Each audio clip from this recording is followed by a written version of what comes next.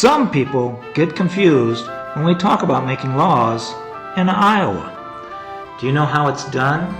Do you understand the difference between a bill and a law? So, laws I think I understand. But what is a bill? A bill is simply a written idea for a new law. How it changes from a bill to a law is what we need to talk about. But why do we need new laws?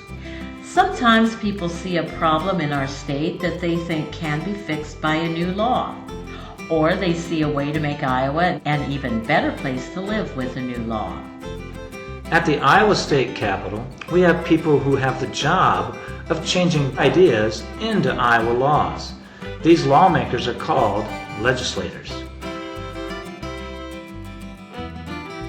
If I have an idea that I think should be a new state law, then I need to make sure that my legislator knows about it. Yes, and you actually have two legislators that were elected by the people in your district of the state of Iowa, and they work for you at the state capitol. One is called a senator, who works in the Senate chamber. The other is a representative and works in the House of Representatives.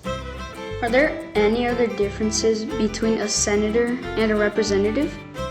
A senator is elected to serve a 4-year term and lives in a Senate district of about 60,000 Iowans. There are 50 senators. This map shows the possible boundaries of a senator's district.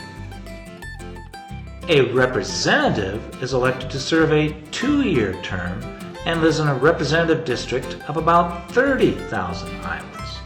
There are 100 representatives. Now, this same district is divided into 2 representative districts. So, I have 2 legislators, a representative in the House of Representatives and a senator in the Senate. Yes, now we're ready to find out how your idea becomes a law. Be patient, it sometimes takes a long time for ideas to become a law.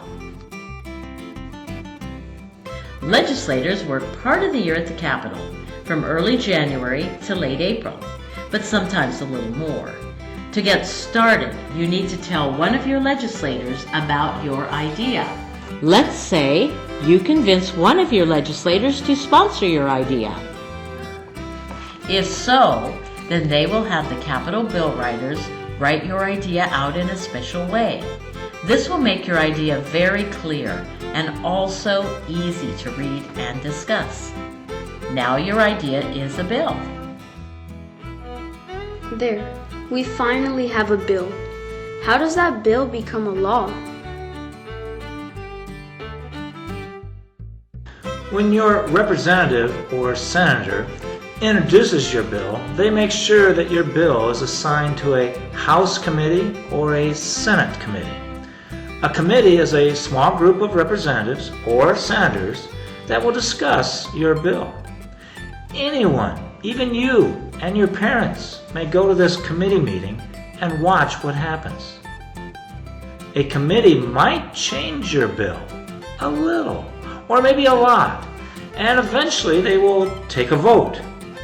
They vote to see if more than half of them agree that this bill is a really good idea. If more than half of the committee members vote yes, that is called a majority. So, how many senators or representatives are on a committee? A committee can be made up of any number of legislators. Usually, there are between 5 to 25 members. But remember, no matter how many committee members there are, it will take more than half, a majority, voting yes for your bill to move on. If your bill started in the House committee, it will go on to the entire House of Representatives. In the House, all 100 representatives will discuss your bill. That's called a debate. You can visit the House gallery and watch this debate. Again, your bill might be changed. That's called an amendment. Each amendment requires a majority vote before it becomes a new part of your bill. Eventually, your bill will be voted on by all 100 members of the House of Representatives. How many would be a majority vote? 51, right?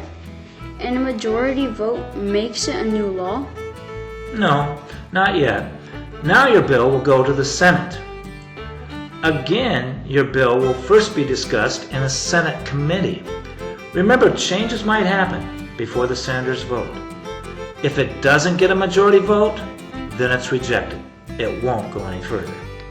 But with a majority vote, it will go to the Senate and be debated. It may be changed or amended, and then there will be a vote of all 50 senators.